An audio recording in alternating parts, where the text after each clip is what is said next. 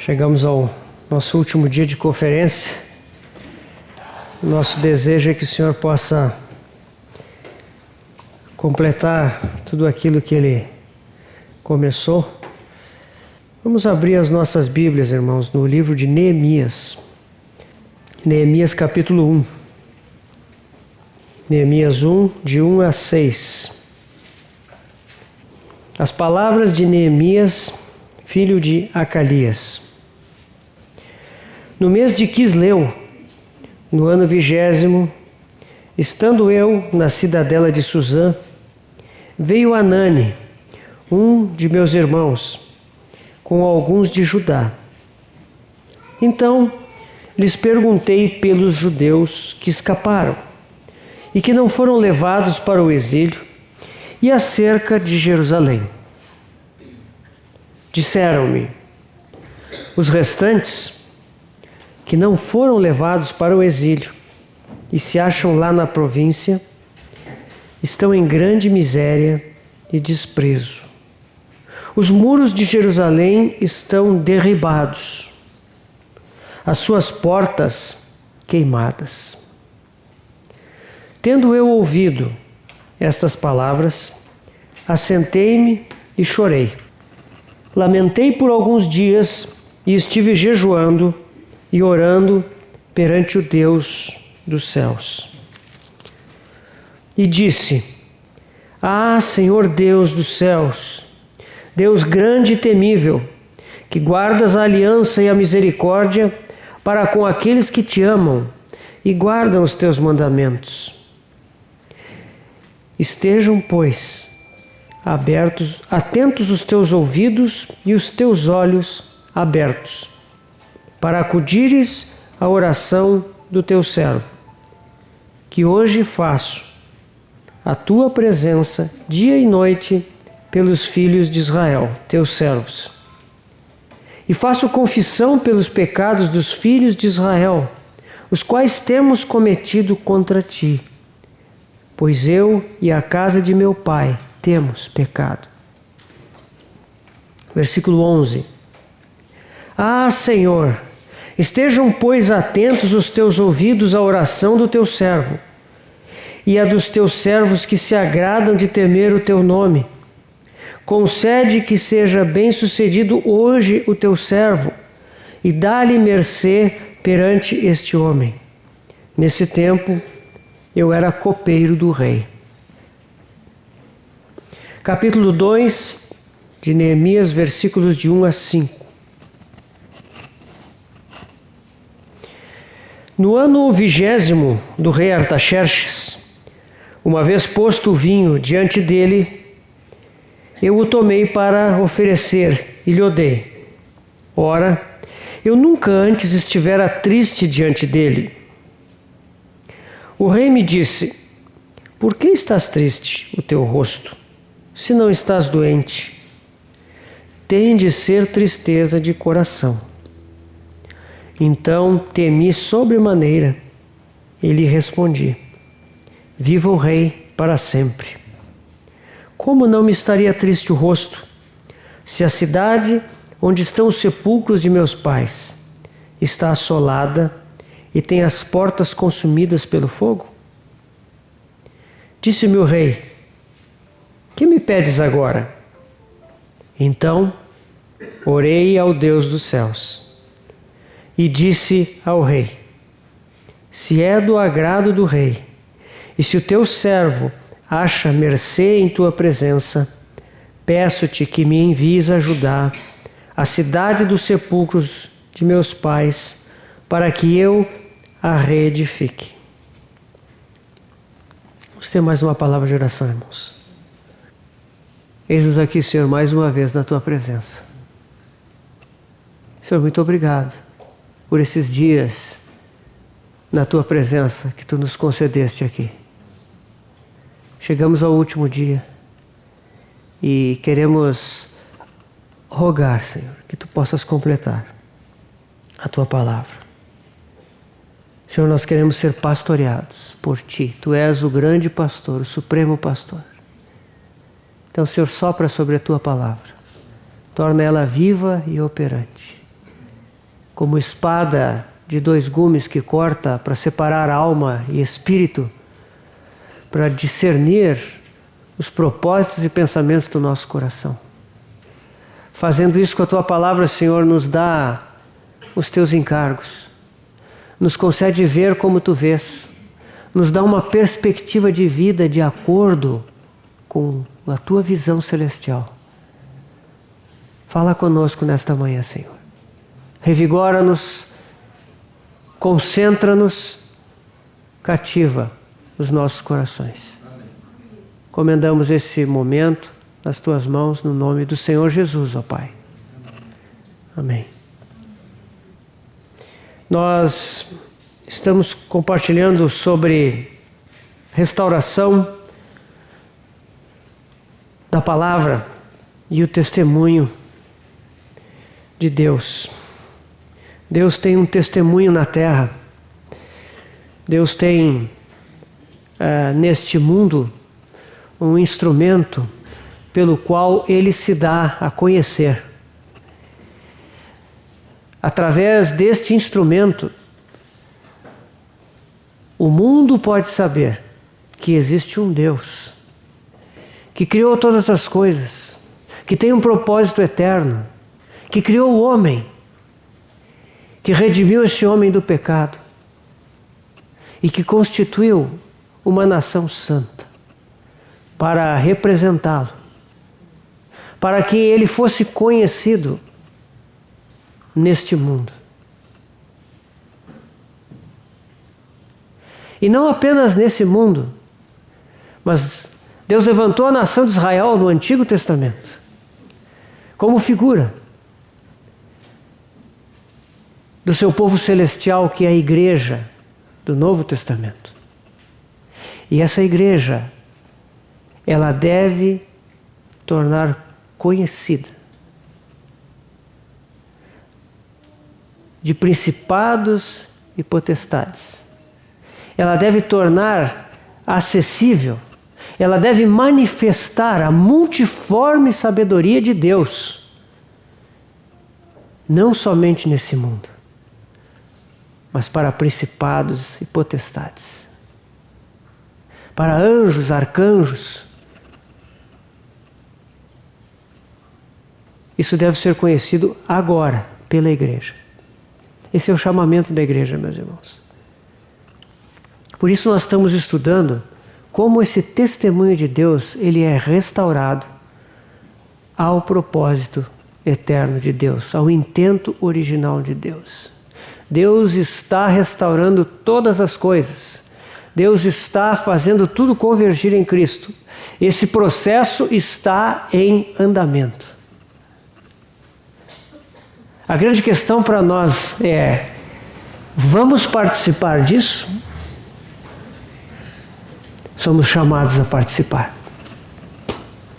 Então, por isso nós estamos estudando esses livros de Esdras e Neemias, porque aqui nós encontramos princípios para a restauração desse testemunho.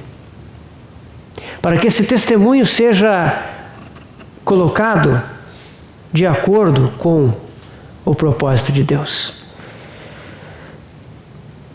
Nós já vimos que Deus ouviu a oração de Daniel, porque Deus encontrou naquele homem um coração que pôde receber um encargo. Aquele encargo veio da palavra de Deus. Daniel levou a presença de Deus. Deus ouviu a oração de Daniel e Deus levantou Zorobabel e o remanescente. Aquela primeira onda, aquele primeiro grupo de judeus que retornaram, eles imediatamente reconstruíram o altar de Deus. E a reconstrução do altar, ela nos fala do primeiro item que é fundamental nessa obra de restauração, que é o sacrifício. E esse sacrifício, que no Antigo Testamento ele era figurado pelas ofertas, pelos animais que eram oferecidos no altar, ele aponta para o supremo e definitivo sacrifício que foi realizado na cruz do Calvário. Meus irmãos, o primeiro item nessa restauração é que o povo de Deus sai da confusão religiosa desse mundo, sai das suas próprias conveniências, sai de estar em torno de si mesmo, para voltar à casa de Deus, voltar a Jerusalém e, em primeiro lugar, reconstruir o altar. Está reunido em torno da pessoa do Senhor e da sua obra maravilhosa. Está reunido lembrando dele, lembrando do seu grande amor, lembrando da sua obra consumada, lembrando do perdão dos pecados, da reconciliação, da justificação, vivendo em torno dessa realidade, mas também oferecendo o holocausto, aquele sacrifício que já não tem a ver com o pecado, mas é só para agradar ao Pai. Aquele sacrifício tipificado pelo holocausto, a vida do Senhor Jesus, inteiramente entregue ao Pai, para que o Pai pudesse dizer: este é o meu Filho amado, em quem me comprazo. Porque Ele fez esse sacrifício por nós, porque Ele deu a sua vida por nós, porque a sua vida pelo Espírito Santo está em nós. Então nós podemos nos apresentar como sacrifício vivo, santo e agradável a Deus, que é o nosso culto racional. Nós podemos apresentar a nós mesmos como esse sacrifício de aroma suave. E esse é o bom perfume de Cristo em nós. Não é o nosso perfume, não é produzido por nós, meus irmãos. É a vida dele em nós. Cristo formado em nós. Cristo vive em mim. Por causa disso, quando Cristo se manifesta em nós, o aroma suave do holocausto sobe até o Pai. Ele vê o seu Filho em nós e então ele é satisfeito. Esse é o altar, a vida do altar. Esse é o primeiro item da restauração. Mas não basta o altar. Nós sabemos que é preciso construir a casa. A casa foi edificada, levou 20 anos. Houve oposição, mas ela foi edificada. A casa fala de que não apenas existe um altar para lembrarmos da obra do Senhor Jesus, mas existe uma casa aonde Deus vem habitar. Essa casa é a casa de Deus. E Deus nos chama para viver junto com Ele na sua casa. E a construção dessa casa, o mobiliário dessa casa, ele é muito típico do seu proprietário. Dentro dessa casa nós achamos os móveis e objetos que Deus achou por bem colocar. E quando nós olhamos aqueles objetos, e nós vimos isso ontem, nós vemos que essa casa é cheia de Cristo. Cristo é o supremo sacrifício. Mas ali dentro da casa de Deus nós vemos que Cristo é ainda mais do que isso. E aqueles objetos, o candelabro, a mesa dos pães da proposição, o altar de incenso, a arca da aliança e as coisas que estão dentro dela, a lei de Deus, a vara de Arão, o pote com o maná, o propiciatório que está em cima da arca, todas aquelas coisas, todos aqueles materiais, aqueles objetos, tudo aquilo tipifica Cristo.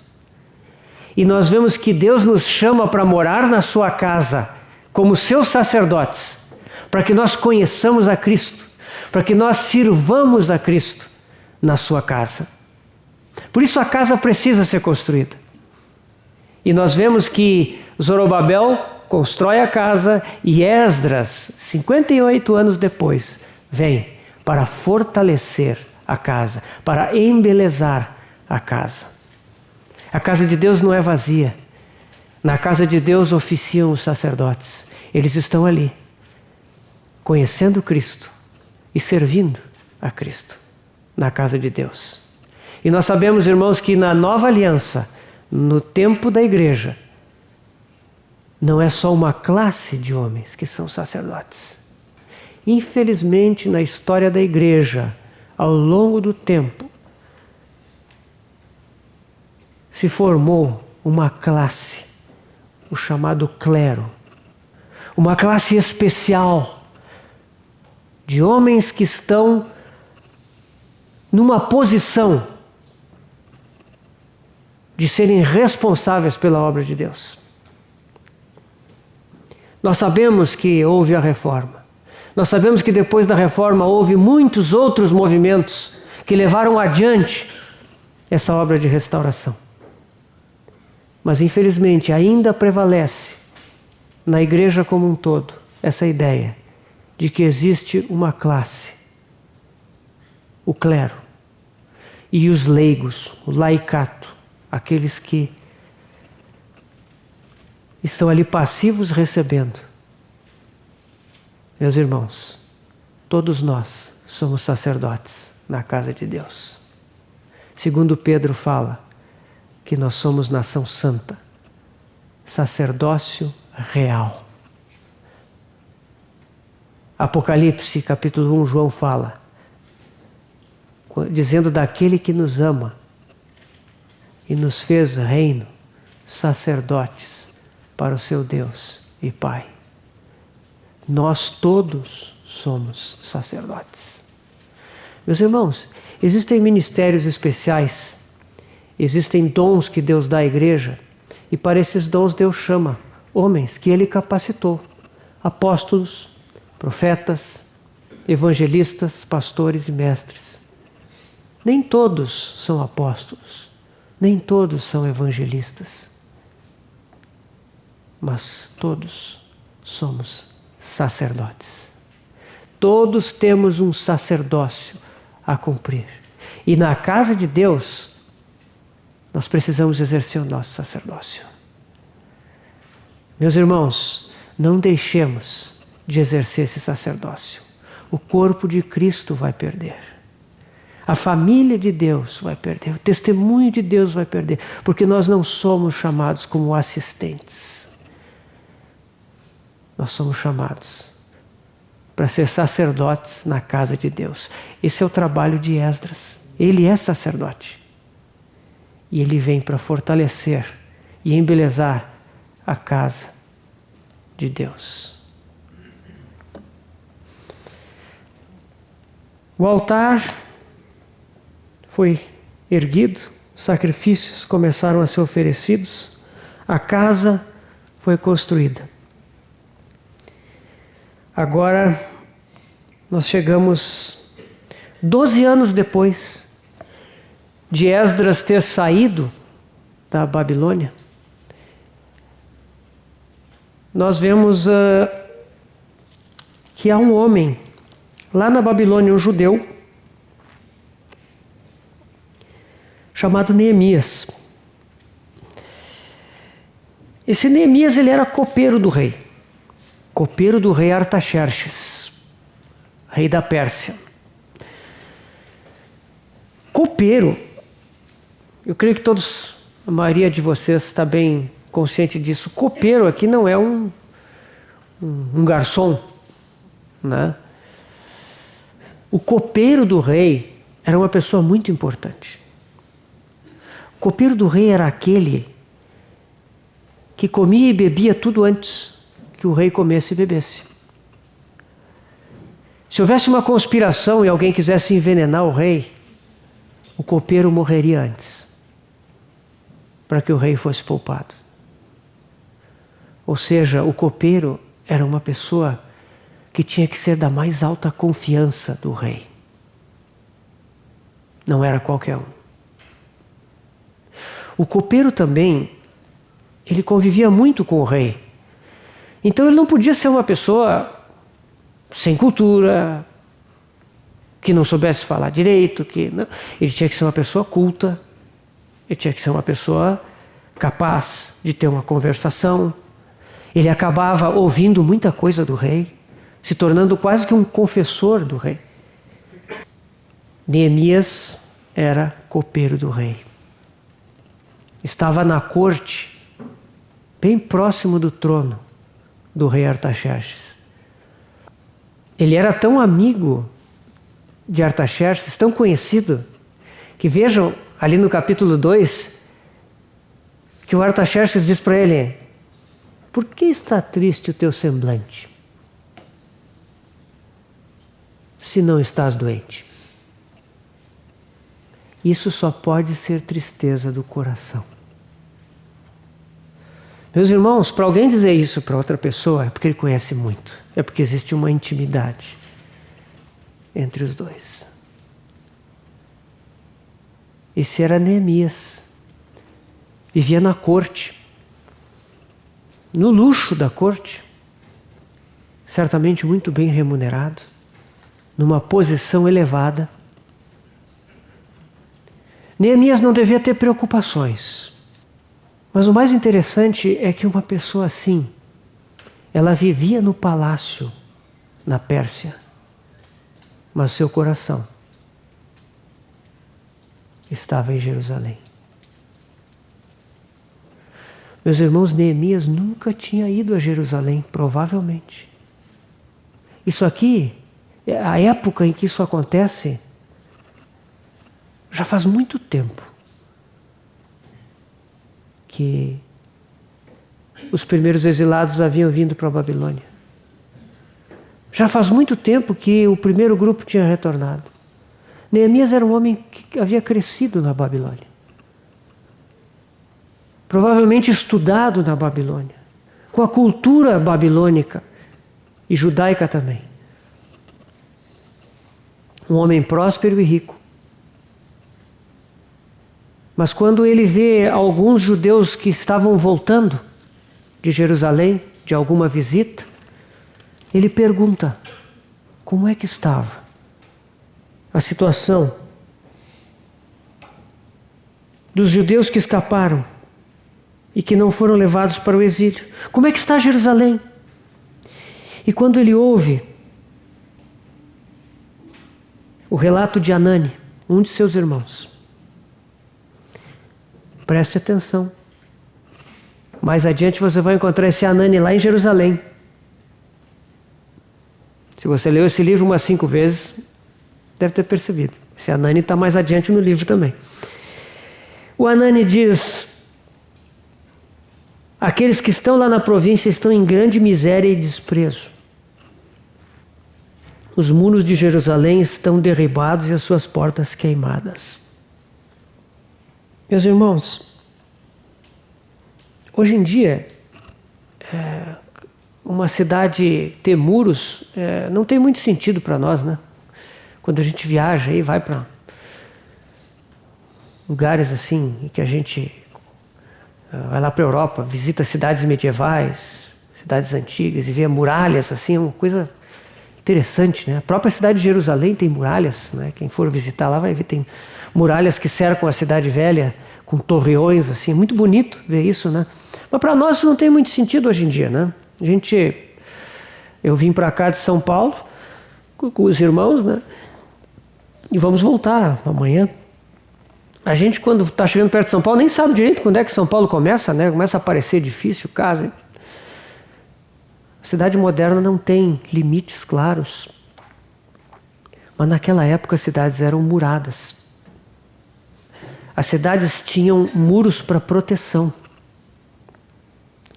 E Jerusalém já tinha um altar de sacrifícios e o templo. As coisas já estavam acontecendo ali, algumas pessoas moravam lá, mas era uma cidade com muros caídos, sem portões. Qualquer um entrava e saía. Não tinha como fechar a cidade. Animais entravam, saíam.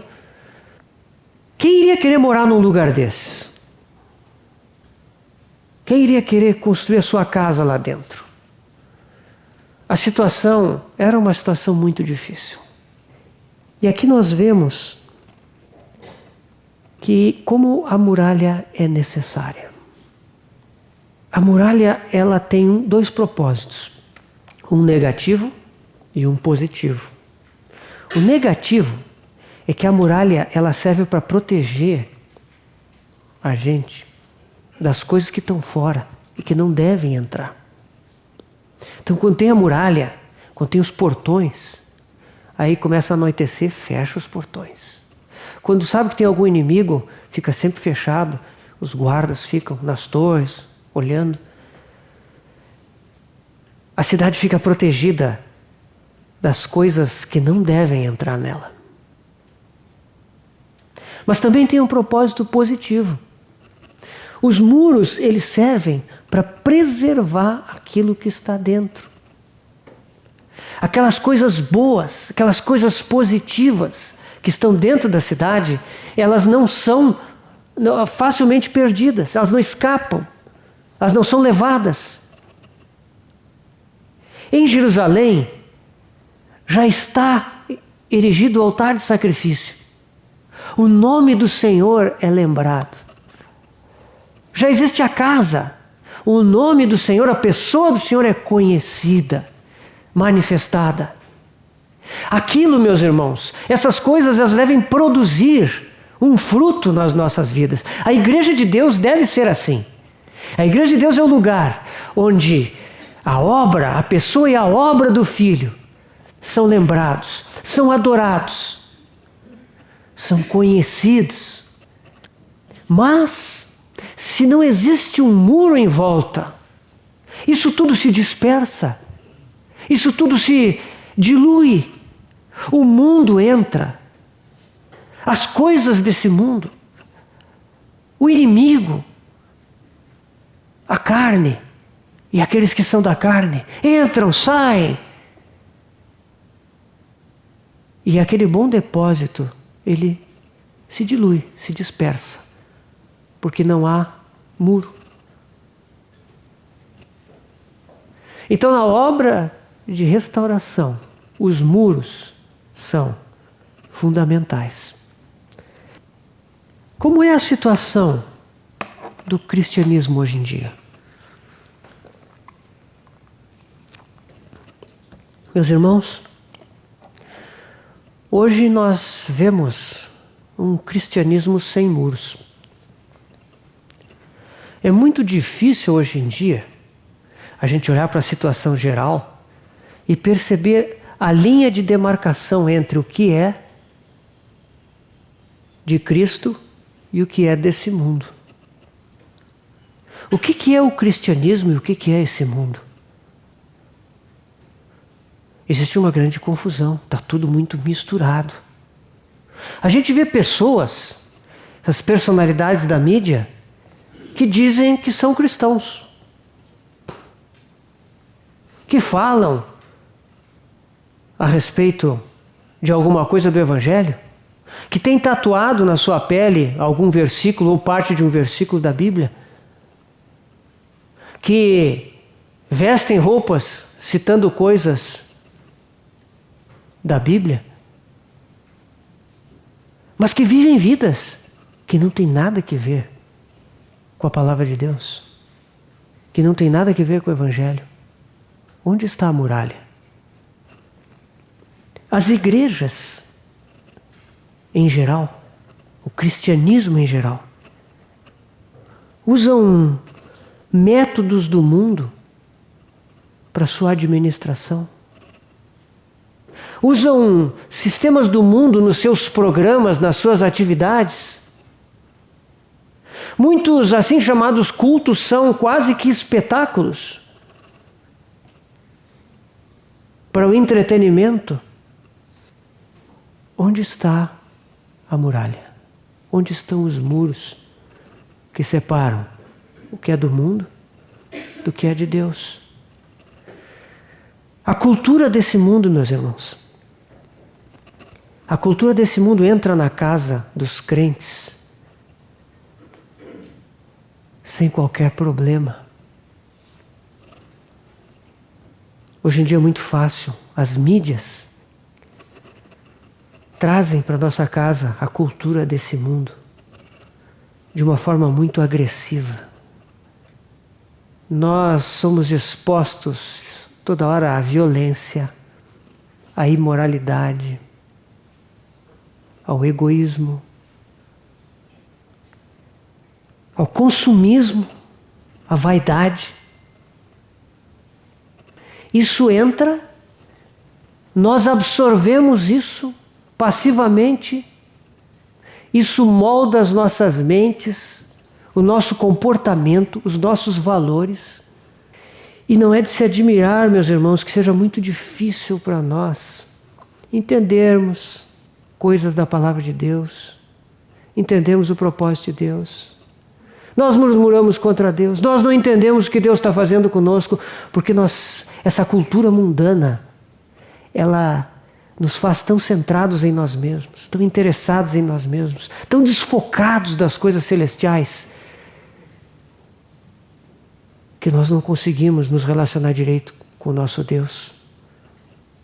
Está faltando um muro. Está faltando aquilo que nos cerca e deixa fora o que deve ficar fora. E que guarda dentro o que deve ficar guardado dentro. Essa é a situação dos nossos dias.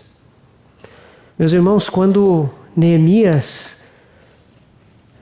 no conforto da corte da Pérsia, quando Neemias, que não tinha que se incomodar com essas coisas, quando ele pergunta por Jerusalém e pelos que haviam retornado, é porque seu coração estava lá.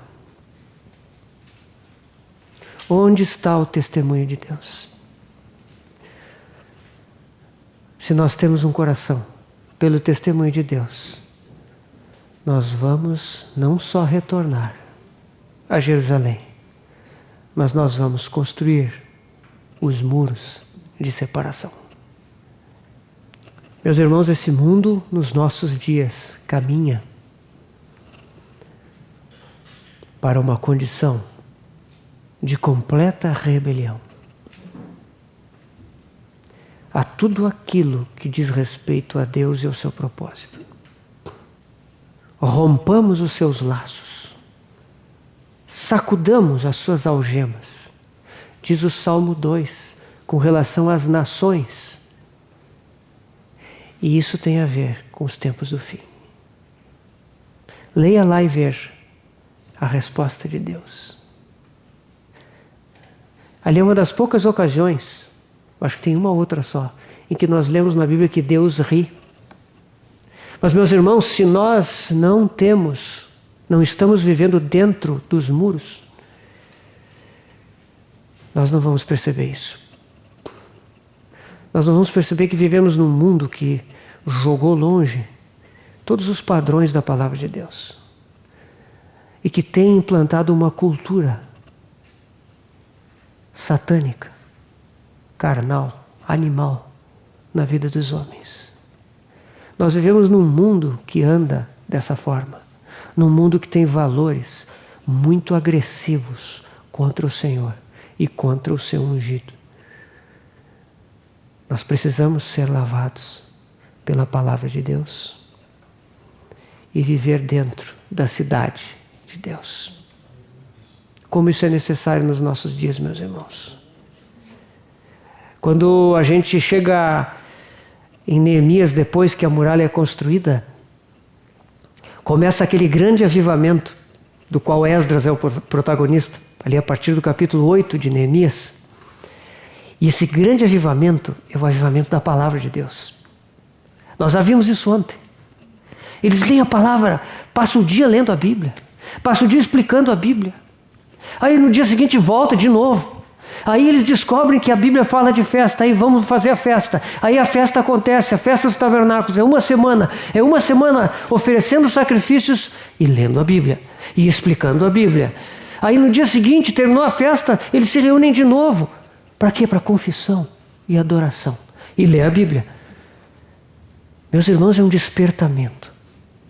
Dentro da cidade murada, a palavra de Deus é restaurada. O amor pela palavra de Deus é restaurado. Então as características que nós vemos dessa cidade, uma vez que o muro é construído, existe um despertamento da palavra de Deus. Por quê, meus irmãos? Porque dentro dessa cidade, o que é de valor, as riquezas dessa cidade, elas estão na palavra de Deus. E no momento em que a muralha é construída, é como se fosse uma represa. A palavra de Deus vai ser um instrumento pelo qual as riquezas de Cristo vão começar a ser depositadas no povo de Deus. Mas é preciso construir as muralhas. Hoje em dia, muitos estão conformados com a situação da igreja. Tem pessoas que estão satisfeitas. Não é assim. Eu vivo a minha vidinha, eu levo adiante o meu cristianismo. Tá bom. Outros estão conscientes do mundanismo na igreja. Estão conscientes de que a igreja está no cativeiro babilônico ainda. Mas eles estão conformados. Eles dizem, fazer o quê? Fazer o quê? Eu não tenho como mudar isso. Deixa assim. Quase que aquela posição lá do Zorobabel, né, que o profeta Ageu nos disse, não é tempo de construir a casa do Senhor. Quando for o tempo, o Senhor vai nos mostrar, mas não é tempo. Outros se tornaram críticos, decepcionados, desanimados, frustrados com a igreja. Hoje em dia tem um termo que os irmãos certamente conhecem, os desigrejados. Aquelas pessoas que simplesmente não acreditam na igreja. Mas, meus irmãos, o Senhor Jesus nos disse lá em Mateus 16, 18. Eu edificarei a minha igreja. Você não acredita na igreja? Você está decepcionado com a igreja? Mas da palavra de Deus, eu lhe digo, meu irmão. O Senhor Jesus, desde que Ele veio a esse mundo até hoje, Ele está edificando a sua igreja. Paulo nos diz que Ele morreu por ela. Efésios 5. O Senhor Jesus não apenas morreu pelos pecadores, Ele morreu pela igreja. Ele morreu para ter a sua noiva. E Ele está edificando essa noiva hoje. Por isso, que o Senhor possa despertar os nossos corações e abrir os nossos olhos. Hoje há uma igreja sendo edificada. Nós somos chamados a participar dessa edificação como sacerdotes. E somos chamados a construir os muros da igreja do Senhor, para que o povo de Deus possa viver protegido, guardado. Esdras era um sacerdote e um escriba. Esdras era um homem voltado aos aspectos mais espirituais. Ele veio para fortalecer o ministério no templo de Deus e veio para restaurar a palavra de Deus. Os judeus dizem que, a tradição judaica diz que Esdras compilou as escrituras do Antigo Testamento tal como ele permaneceu até os tempos de Jesus. Provavelmente Esdras compilou boa parte, escreveu a parte final do livro de Crônicas e certamente escreveu o seu livro, Esdras, ao qual Neemias foi anexado. Neemias é diferente. Neemias não é sacerdote. Ele é um homem temente a Deus também. É um homem de oração, é um homem de encargo. Mas mais ainda, Neemias é um homem de ação. Ele tem encargo, mas ele percebe que é necessário que alguém volte a Jerusalém como construtor daqueles muros da cidade. Neemias não vai atrás de outros judeus, tanto que ele não volta. Em nenhum lugar do livro diz que ele voltou trazendo uma leva de judeus. Não, ele veio, talvez tenha vindo com alguém, com algum companheiro judeu. Ele veio com oficiais do exército persa e cavaleiros. Ele foi enviado como governador. Ele era um homem civil, um homem de Estado. Nós precisamos dessas duas características na Igreja de Deus. Precisamos de homens profundamente espirituais, dedicados às coisas espirituais. E precisamos de homens e mulheres profundamente espirituais, dedicados aos aspectos práticos.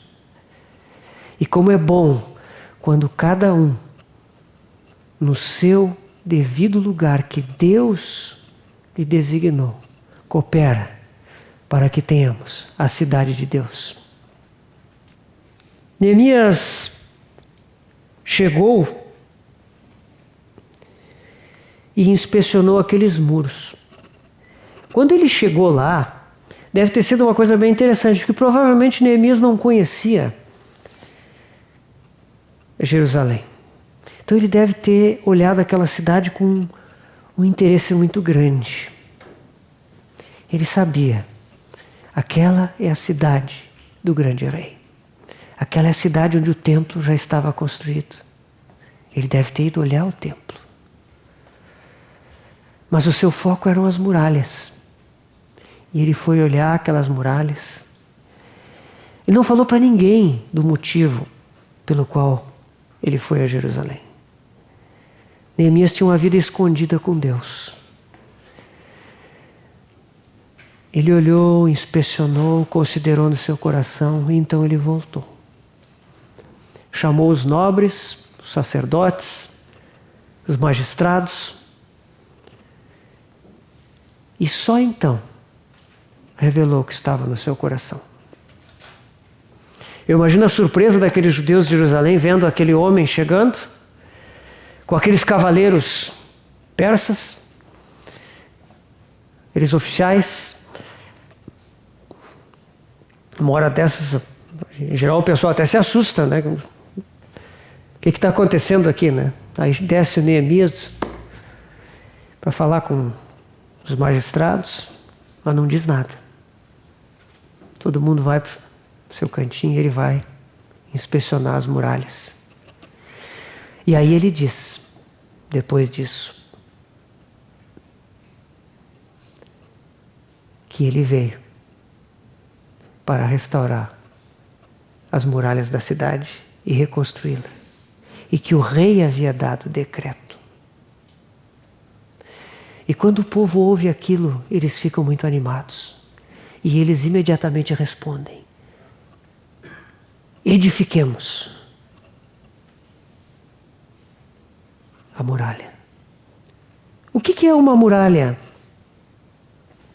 No livro de Apocalipse, lá no capítulo 21, nós temos a Nova Jerusalém que desce do céu. Aquela cidade de Deus perfeita, que desce do céu e se manifesta. O lugar de habitação de Deus com os homens. Aquele lugar perfeito.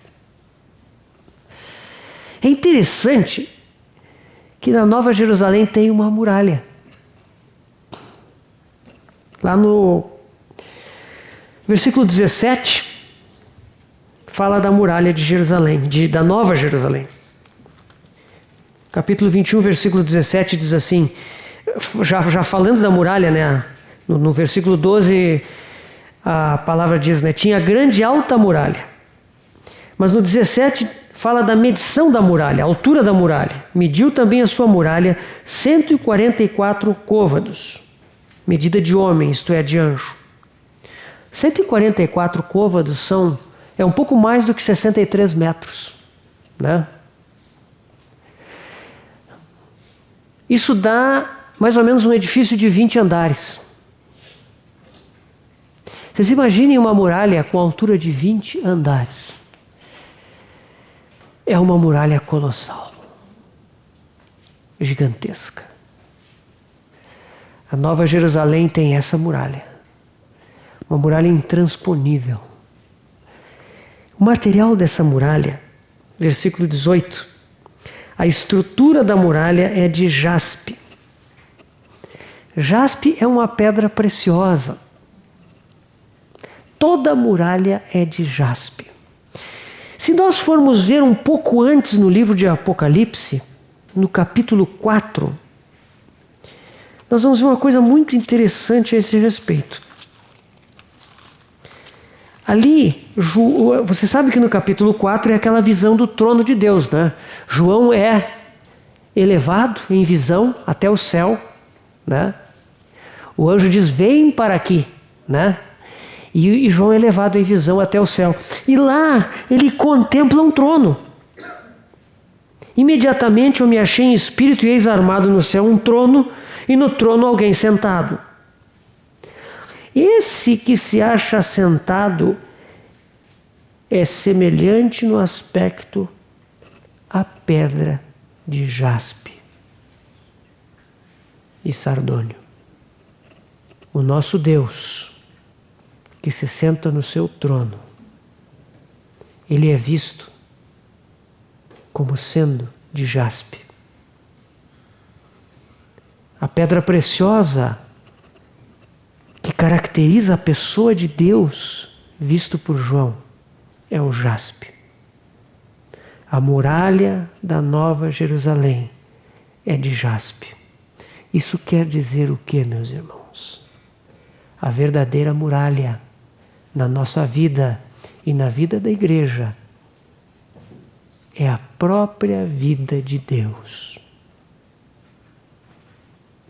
Deus é a nossa muralha. A nossa muralha não é um método, não é regrinhas, não é um sistema. A nossa muralha é a vida de Deus, Cristo em nós pelo Espírito Santo. E à medida em que essa vida cresce em nós, essa vida se torna em nós uma muralha. Ela se torna em nós uma barreira contra tudo aquilo que não é dele. E ela se torna uma represa que guarda dentro de nós tudo aquilo que é dele. A vida do próprio Deus. Meus irmãos, como nós precisamos entender o novo nascimento. Qual é o evangelho que nós pregamos? Qual é o evangelho no qual nós cremos? É o evangelho do novo nascimento. Não é o evangelho de que eu sou melhorado, de que eu sou reformado, de que eu conheço uma filosofia de vida que é superior às outras. Não. É um evangelho da vida de Deus que eu recebi pela fé. Meus irmãos, não recebemos apenas a salvação, não recebemos apenas o perdão dos pecados, nós recebemos vida. Vida em nós. Nascemos de novo, da água e do Espírito. Deus habita em nós.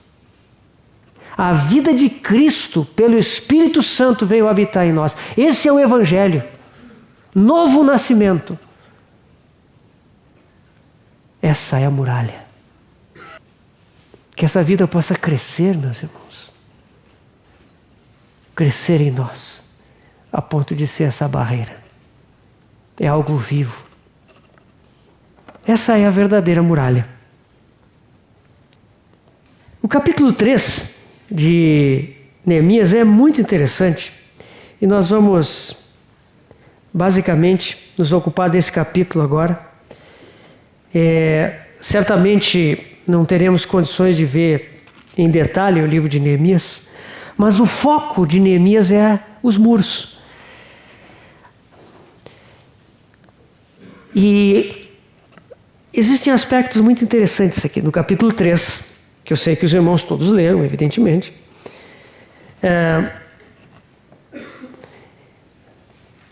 nesse capítulo aqui, vê que ele é mais uma lista. Deus está sempre escrevendo listas. Aqui em Esdras e Neemias nós temos 9 listas.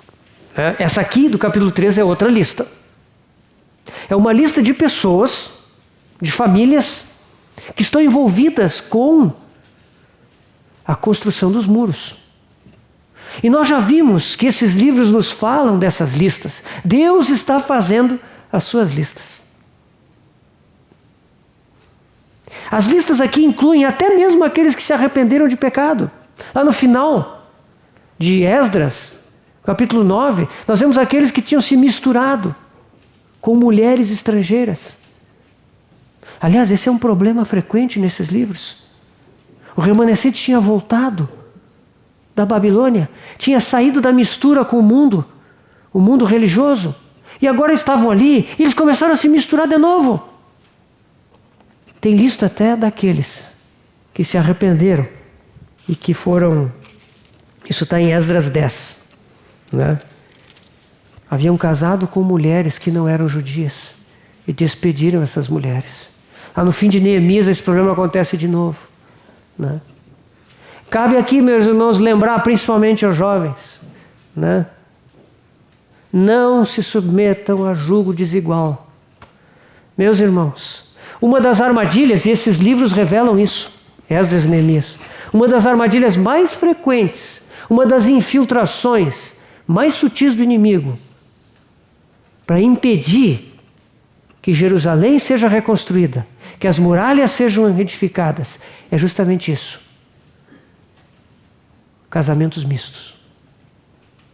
Tomar daqueles que tomaram a decisão de ir, voltar para Jerusalém e fazer com que eles fiquem debaixo de um jugo desigual com o mundo. Mas o nosso assunto aqui são as listas. E quando se trata da muralha, Deus faz uma lista. Se você se arrepende do seu pecado, com sinceridade, deixa o seu pecado, Deus tem uma lista. Mas se você quer voltar para Jerusalém, pagar o preço de ir para um lugar que está em ruínas, por amor do testemunho do Senhor, você vai estar numa lista também. Se você quiser participar da construção dos muros, Deus tem uma lista. E Deus vai colocar o seu nome ali. Essa torre, esses muros, eles são edificados aqui, e nós vemos que, logo no início, 3:1, se dispôs Eliasibe, o sumo sacerdote, com os sacerdotes seus irmãos. Sumo sacerdote, eles podiam perfeitamente dizer assim: puxa vida, eu sou o sumo sacerdote. Eu tenho que oferecer o sacrifício da manhã. Eu tenho que oferecer o sacrifício da tarde. Quando chegar o sábado, tem mais sacrifícios que eu tenho que oferecer. Daqui a pouco vem o novo mês, a lua nova, tem mais sacrifícios. Daqui a pouco vem a festa, vem a Páscoa, vem a festa dos pães asmos, vem Pentecostes. Eu preciso estar preparado. Daqui a pouco vem alguém com oferta voluntária. Eu preciso estar lá. Os sacerdotes, eles estão ocupados o dia todo com os sacrifícios. Mas eles vão lá pegar nas pedras. Eles vão lá tirar o entulho, remover as ruínas, cavar, colocar uma pedra sobre outra. Não tem privilégios. Eles não olham para os seus privilégios.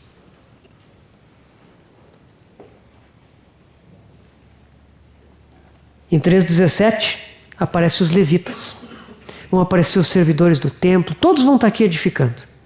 Nenhum daqueles que trabalham no templo apresenta justificativa para não colocar a mão na massa.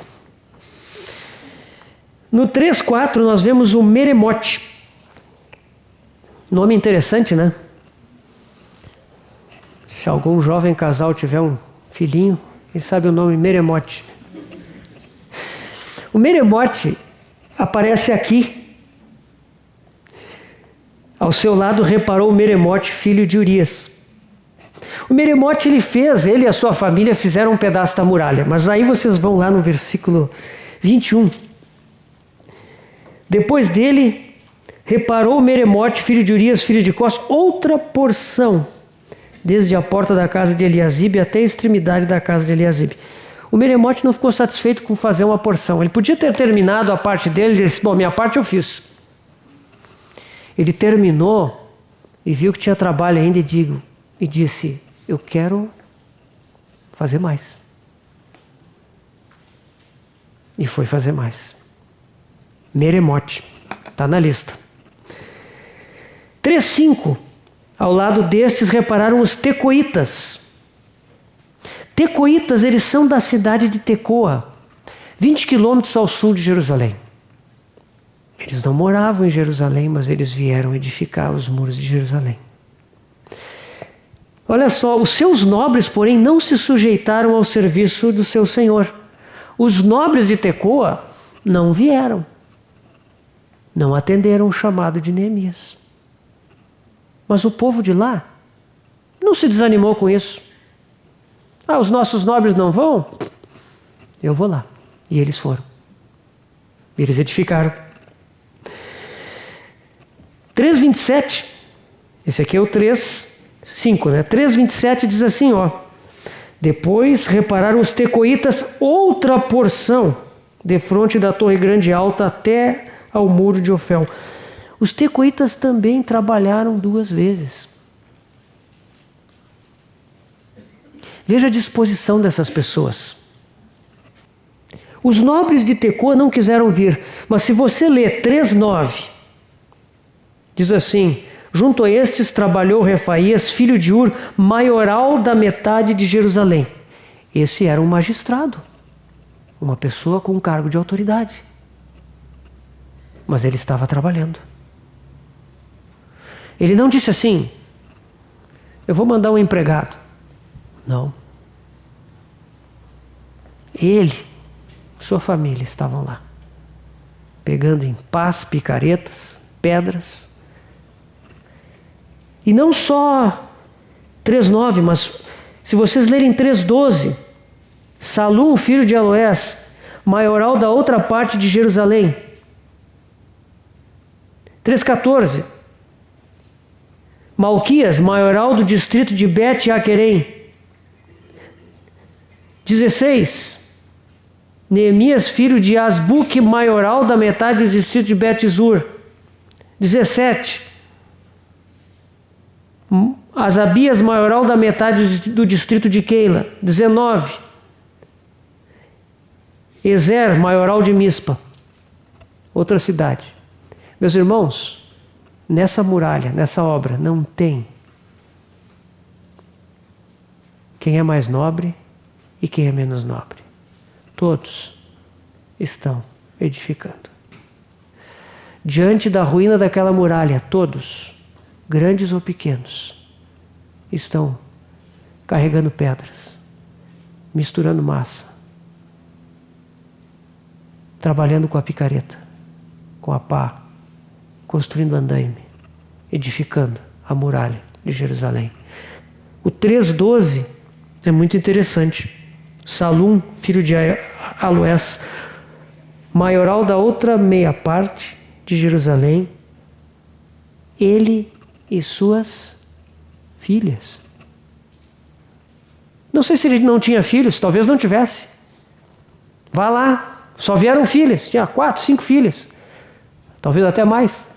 Então lá as filhas, pegando pedra, cavando buraco. Meus irmãos, isso não é um quadro da igreja. O quadro ideal da igreja. Todos trabalhando, todos servindo. Ninguém se considerando mais ou menos. Ninguém se considerando numa posição mais elevada. Ninguém considerando, a minha parte são as coisas espirituais. Não.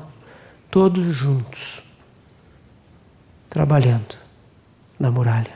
Esse é um retrato do espírito que deve haver na igreja de Deus. Por fim, o último que eu chamaria a atenção, 3:20, Baruque. Depois dele reparou com grande ardor Baruque, filho de Zabai, outra porção. desde o ângulo do muro até a porta da casa de Eliasibe, o sumo sacerdote. Grande ardor. Meus irmãos, isso fala do entusiasmo. As pessoas estão ali. E Baruque trabalha com grande ardor. Certamente deveria ser muito encorajador edificar a muralha perto ali do Baruque, né? E o Baruque deveria ser uma pessoa muito entusiasmada com o que ele estava fazendo, né? Quem sabe até nas horas de folga ele dava uma circulada pela muralha para dar uma animada nos outros, né? Mas esses detalhes falam do espírito que havia entre o povo que edificava essa muralha. Mas eu gostaria de olhar nesses últimos minutos que nós temos aqui, para uma coisa muito interessante na construção dessa muralha. Aqui são designados 10 portões. Jerusalém tem 10 portas aqui. Cada uma dessas portas tem um nome. Meus irmãos, a cidade tem muralhas, mas isso não quer dizer que ela é uma cidade isolada. Jerusalém tem muros ao redor, mas tem portas. O Senhor não nos tirou do mundo. O Senhor tem colocado a igreja neste mundo. O Senhor disse lá em João 17, não rogo que os tires do mundo, mas que os livres do mal. Nós estamos no mundo, nós não somos do mundo. Por causa disso, Jerusalém tem que ter portas. As portas se destinam ao controle. O que entra e o que sai.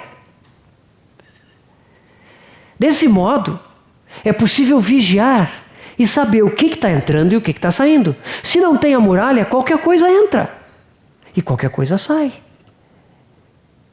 Mas quando tem as muralhas e as portas estão nos seus devidos lugares, é possível entrar e sair. Muitas pessoas na história da igreja, muitos grupos acreditaram que a igreja deveria se apartar do mundo.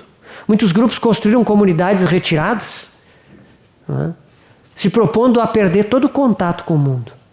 Mas o Senhor disse que nós não devemos. Ele pediu ao Pai que nós não fôssemos tirados, mas que fôssemos livrados. Então, por isso que a muralha de Jerusalém tem portas. 10 portas.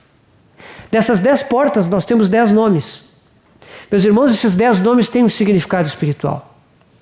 Toda a Escritura é inspirada por Deus e útil para a nossa edificação. Toda a Escritura, ela é inspirada por Deus. Esses detalhes das Escrituras, eles não são ao acaso. Eles têm um significado. O que significam esses portões? Eles significam o seguinte, que quando nós saímos e quando nós entramos em Jerusalém, nós temos que lembrar de algo. E o Espírito Santo quer que nós lembremos de algo.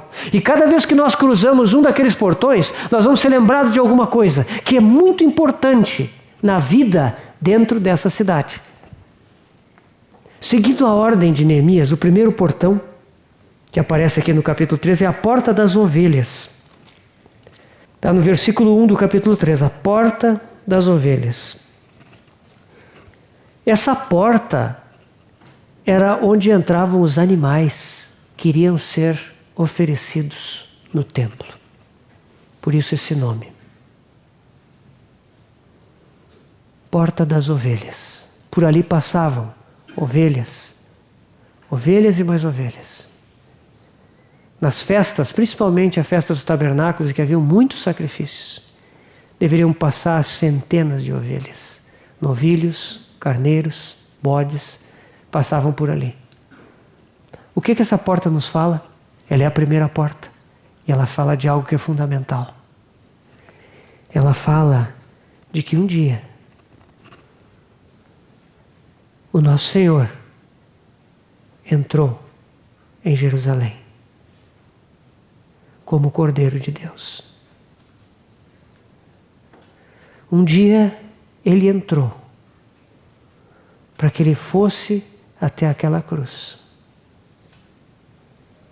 E nenhum outro sacrifício fosse mais necessário. A porta das ovelhas fala da cruz do Calvário. A porta das ovelhas, ela deve nos lembrar que o nosso Senhor, Ele foi por nós até aquela cruz. O castigo que nos traz a paz estava sobre Ele. Ele foi esmagado no nosso lugar. Ele deu a sua vida para que nós tivéssemos vida, como o Cordeiro de Deus. Nós entramos e saímos de Jerusalém por essa porta. João 10, Evangelho de João capítulo 10, o Senhor diz: eu sou a porta das ovelhas. 7. Em verdade vos digo, eu sou a porta das ovelhas. Todos quantos vieram antes de mim são ladrões e salteadores, mas as ovelhas não lhes deram ouvido. Eu sou a porta. Se alguém entrar por mim, será salvo. Entrará e sairá e achará pastagem. Aquele que entra pela porta é o pastor das ovelhas. Para este o porteiro abre. As ovelhas ouvem a sua voz. Ele chama pelo nome as suas próprias ovelhas e as conduz para fora. Depois de fazer sair todas as que lhe pertencem, vai adiante delas e elas o seguem, porque lhe reconhecem a voz. Mas de modo nenhum seguirão o estranho, antes fugirão dele, porque não conhecem a voz dos estranhos. Eu li João 1 João 7, João 10, de 7 a 9, e depois eu li João 10, de 2 a 5. Meus irmãos, o nosso Senhor é a nossa porta. Nós entramos por Ele e somos salvos. E depois de entrarmos por Ele, nós podemos entrar e sair. Ele nos leva para as pastagens. Ele nos leva para as águas de descanso. Nós podemos entrar e sair porque Ele sai conosco e Ele volta conosco. Ele é a porta e Ele é o pastor. Que maravilha, irmãos. Que maravilha, a porta das ovelhas. Ela nos lembra da suficiência do nosso Senhor, do seu sacrifício tão grande, tão valioso, e do seu sacerdócio, do seu cuidado por nós. A porta das ovelhas é a primeira porta. A segunda é a porta do peixe. A porta do peixe está no capítulo 3. Do que fala a porta do peixe? Mateus 4,19. Ali em Mateus 4,19 o Senhor chama os seus primeiros discípulos e Ele diz assim: vinde após mim e eu vos farei pescadores de homens. Uma das principais ocupações dos remidos, daqueles que foram salvos e foram levados para Jerusalém, é pescar vidas. É trazer aqueles que não estão em Cristo para Cristo. A porta do peixe, ela nos fala que em Jerusalém há uma porta aberta para aqueles que querem conhecer a Deus. Essa porta, ela precisa estar sempre aberta. E ela significa que nós temos um coração por aqueles que não conhecem a Deus. A porta do peixe. Vocês estão percebendo as características da cidade? Quando você passa pela porta das ovelhas, você lembra do Senhor. Você lembra que Ele é o teu Redentor. Você lembra que Ele está contigo todo o tempo.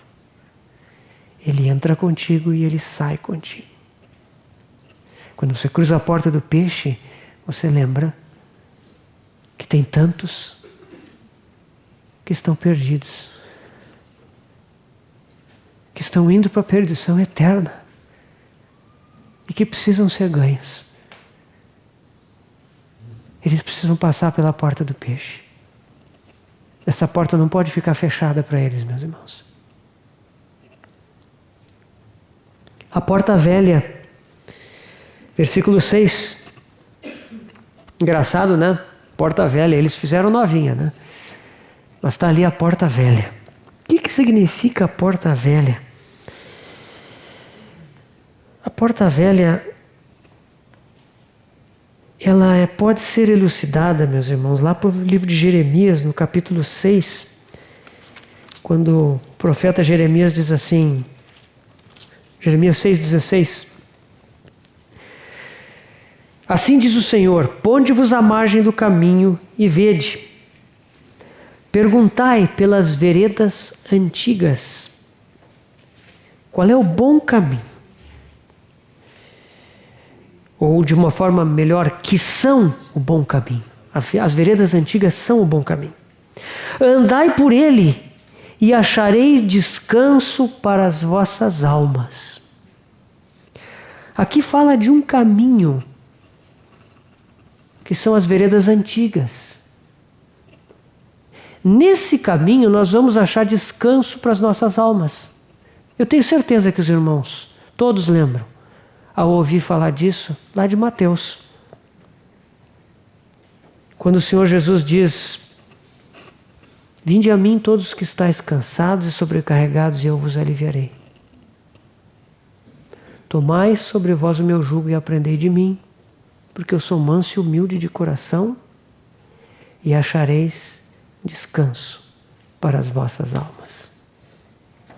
Porque o meu fardo é leve e o meu jugo é suave. Isso é Mateus 11, 28, 30. Esse é o caminho da cruz. Tomai sobre vós o meu jugo. A porta velha fala do caminho antigo. Meus irmãos, hoje em dia tem muitos caminhos novos. Tem um cristianismo moderno que passa ao largo da cruz, que deixa a cruz de lado. Um cristianismo moderno que fala em conforto apenas, em cura, em prosperidade, em bênção. Meus irmãos, nós não somos contra isso. Não somos contra a cura, contra a bênção, contra a prosperidade material. Mas isso tem que vir do Senhor. Isso não é o que nós buscamos. Nós buscamos a Ele. Nós andamos no caminho dEle. E quando nós andamos no caminho dEle, quando nós abandonamos o nosso fardo, que é pesado, quando nós abandonamos o jugo desse mundo, que é cruel, nós tomamos sobre ele o nosso jugo, o seu jugo e o seu fardo. E aí nós achamos descanso para as nossas almas. A porta velha fala do caminho da cruz. Meus irmãos, eu gostaria de rapidamente dizer o seguinte.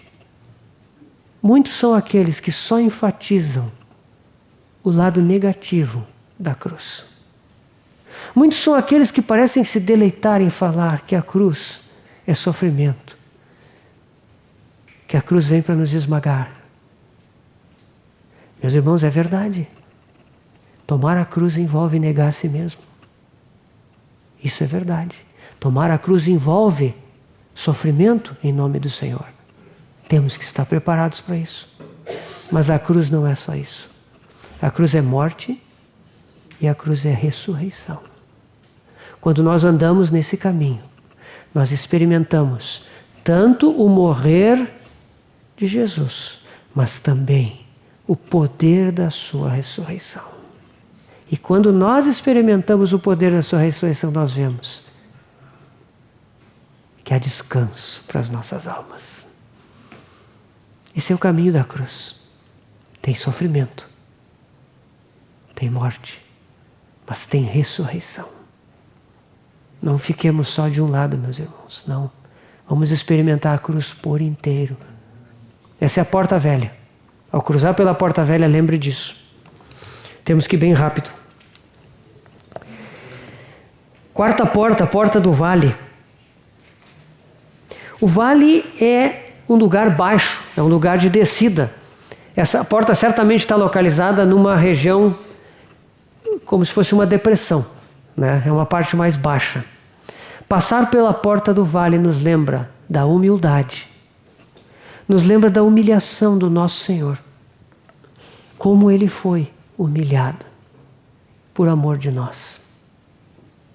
Como Ele foi escarnecido. Como Ele sofreu. Veio para o que era seu, mas os seus não o reconheceram. A porta do vale fala da humildade. Tiago 4,10 diz: humilhai-vos na presença do Senhor e Ele vos exaltará. 1 Pedro 5,6: humilhai-vos, portanto, sob a poderosa mão de Deus, para que Ele em tempo oportuno vos exalte. Meus irmãos, a humildade não está em nós. Nós somos orgulhosos. Nós somos cheios de nós mesmos. Nós estamos sempre prontos para reagir mal. Nós estamos sempre descobrindo nos outros coisas que nos ofendem. A humildade não está em nós. A porta do vale fala de que aqueles que habitam na cidade precisam aprender a lição da humildade junto com o seu Senhor. Quinta porta, porta do monturo. O que é o monturo? Monturo é o lixo, impureza. Tem uma tradução que diz porta do esterco. Meus irmãos, nós moramos na cidade, mas nós somos pecadores. Nós somos salvos pela graça, fomos justificados, estamos sendo santificados, mas somos pecadores.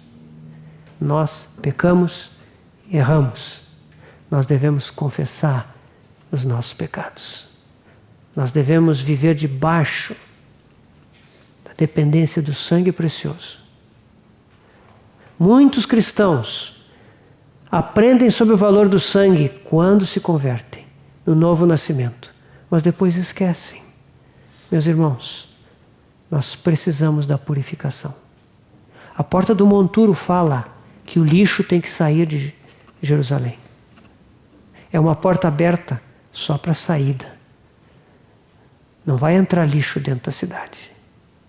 Então, que nós estejamos sempre atentos, examinemos a nós mesmos, para que nada que não é dele permaneça em nós. E que isso saia pela porta do monturo. 2 Coríntios 7,1 diz respeito a isso. Se os irmãos depois quiserem olhar, ali Paulo fala a respeito de purificarmos-nos de toda impureza. Porta do monturo. Porta da fonte, a sexta porta. Meus irmãos, quando o Senhor encontrou a mulher samaritana, Ele disse: se alguém beber dessa água, tornará a ter sede. Aquele, porém, que beber da água que eu lhe der, nunca mais terá sede para sempre. Pelo contrário, a água que eu lhe der será nele uma fonte a jorrar para a vida eterna. Em João 7, o Senhor diz de novo, né? Aquele que crer em mim, como diz a Escritura, do seu interior fluirão rios de água viva. Em seguida, João explica, disse isso ele a respeito do Espírito, que haviam de receber todos que crescem. A porta da fonte fala do Espírito Santo. A vida de Cristo em nós como fonte de água viva, que transborda. Meus irmãos, que nos satisfaz. E satisfaz também aqueles que estão ao nosso redor. Assim é a vida em Jerusalém. Fonte de água viva.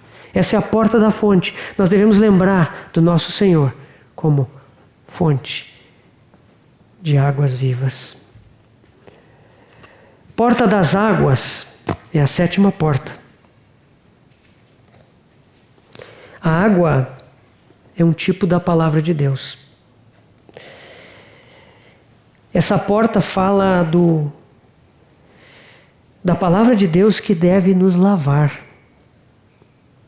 João 15:3, o Senhor diz assim: vós já estáis limpos pela palavra que vos tenho falado. E Efésios 5:26 fala que o Senhor lavou a igreja pela sua palavra, tendo-a lavado pela lavagem de água, segundo a palavra. João 15:3, a palavra é logos. Efésios 5, a palavra é rema. Nós precisamos das duas coisas. A palavra escrita no nosso coração e a palavra viva na nossa experiência. A porta da fonte fala do Espírito, a porta da água fala da palavra. Precisamos das duas funcionando juntos. Essa é a vida em Jerusalém. Porta dos cavalos, estamos chegando no finzinho. Temos que terminar. O cavalo, meus irmãos, eu vou só citar Provérbios 21:31. O cavalo nas Escrituras está sempre associado ao guerreiro, à guerra, né? O jumento na Escritura é um símbolo de paz, né? O Senhor Jesus, quando veio na sua primeira vinda, veio montado num jumentinho. Paz. Ele veio oferecer salvação. Mas o cavalo, ele fala de guerra. Em Zacarias tem 4 cavalos, nas profecias de Zacarias, lá no início, que falam de confronto. Apocalipse tem 4 cavalos, que também falam de guerra. Porta dos cavalos. O que essa porta quer nos lembrar? Que nós estamos num mundo em guerra. Existe uma guerra em andamento neste mundo. Nós estamos num mundo que é contrário a nós, ao Senhor, à igreja, ao propósito de Deus. Essa porta fala que quando nós saímos como soldados, como guerreiros. Nós devemos vestir a armadura de Deus. Aqueles que habitam em Jerusalém, eles são também guerreiros. A porta dos cavalos nos lembra disso. Nós vamos voltar montados em cavalos brancos. Pela graça de Deus, naquele dia que o nosso Senhor voltar, nós voltaremos com Ele, montados em cavalos brancos. A porta do Oriente, porta oriental, a última porta, é o lado do nascer do sol. Apocalipse 22:16 nos mostra que o Senhor é a nossa estrela da manhã. Malaquias 4:2 diz que Ele é o sol da justiça. Essa porta oriental que aponta para o nascer no sol, ela nos lembra da vinda, da segunda vinda do nosso Senhor. Ele está voltando. E quando cruzamos por essa porta, lembramos que Ele vem. O nosso Senhor está vindo. A porta oriental nos lembra disso, meus irmãos. E por fim, a porta da guarda, a última porta. Uma tradução mais exata, que algumas versões da Bíblia usam, chamam essa porta de porta da inspeção. Essa porta, ela nos fala do julgamento do tribunal de Cristo. Um dia, nós todos vamos comparecer diante desse julgamento. Ele está registrado em 1 Coríntios 3, 10 a 15. É mencionado em 2 Coríntios 5, 10. E também em Romanos 14, de 10 a 12. Tá? 1 Coríntios 3, de 10 a 15. 2 Coríntios 5, 10. Romanos 14, de 10 a 12. Nesses versículos, os irmãos vão encontrar o ensino sobre o julgamento do tribunal. Esse não é um julgamento de vida eterna. É um julgamento de recompensa, galardão, posição no reino de Deus. Meus irmãos, nós não seremos julgados quanto à vida eterna ou morte eterna. Nós não seremos julgados nesse sentido. Nós que cremos no Senhor, nós já recebemos o perdão dos nossos pecados. Aquele que crê no Senhor não entra em juízo, mas passou da morte para a vida. A vida eterna já começou para nós. E ela é eterna. Deus nos deu a vida eterna. Nós não vamos chegar lá, no dia em que comparecemos diante do trono, e o Senhor vai nos dizer assim, não, eu te dei a vida eterna, mas aí tu aprontou tanto lá que eu resolvi tirar. Não, irmãos, nós nascemos de novo, nós somos filhos, eternamente filhos. Mas haverá um julgamento das nossas obras. A porta da inspeção ou da guarda fala disso. Por isso que tem as listas de Esdras e Neemias. Deus registra. Aqui tem 9 listas. Deus deve ter inúmeras listas. Deve ter uma burocracia lá no céu. Vocês nem imaginam. Mas é tudo muito organizado. Diz lá em Apocalipse, né? Foram trazidos livros, né? Meus irmãos, o Senhor quer registrar cada ato. Paulo nos diz que até as intenções do nosso coração vão ser registradas. Nosso Deus é um grande Deus. É um Deus cheio de amor. Meus irmãos, Ele deseja capturar cada instante da nossa vida em que nós inclinamos o nosso coração para Ele. Como Ele nos ama. Como Ele nos deseja. Meus irmãos, essas são as 10 portas. Aqui nós encerramos o nosso estudo de Esdras e de Neemias. Que o Senhor possa nos encorajar a estar em torno do seu altar. Que o Senhor possa nos encorajar a conhecer o Senhor dentro da sua casa.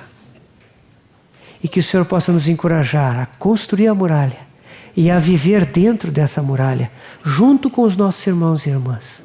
E ali, cruzando por essas portas, conhecer mais o propósito do nosso Deus, para que Ele tenha um testemunho aqui na terra. Não se pode esconder a cidade edificada sobre o monte.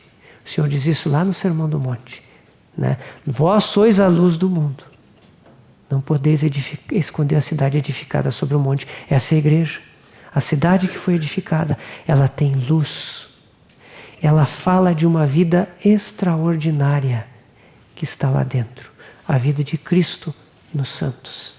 Ah, meus irmãos, essa é a vida do Sermão do Monte.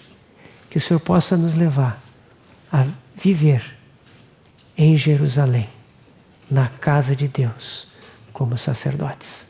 Vamos orar. Te damos graças, Senhor, pelo teu caminho, pelo privilégio de ser chamados teus filhos, por ser remidos pelo sangue precioso do Cordeiro. Queremos agora, Senhor, realmente deixar tudo que é da Babilônia. Queremos ir para Jerusalém. Sabemos que haverá inimigos, mas tu já venceste e em ti nós podemos vencer. Leva-nos a te conhecer como nosso sacrifício supremo, como a nossa casa cheia de riqueza, como a nossa muralha, na qual podemos viver com os nossos irmãos e conhecer mais das tuas riquezas. Restaura, Senhor, restaura a tua palavra, restaura o teu testemunho, que nós possamos participar disso pela tua graça e misericórdia.